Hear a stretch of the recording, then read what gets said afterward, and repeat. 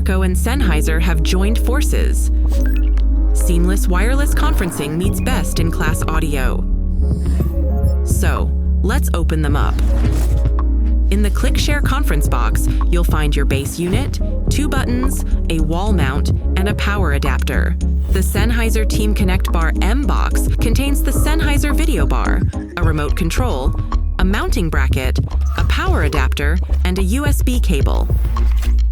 Start by connecting the USB cable to the USB-C port of the TC bar. Then connect the power cable and plug it in. Now, head over to your base unit and connect the cables in the following order.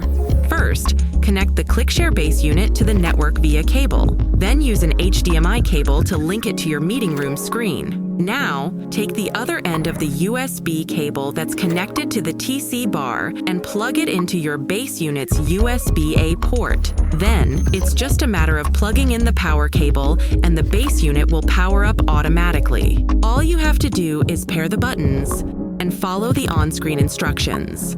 This only takes a couple of minutes.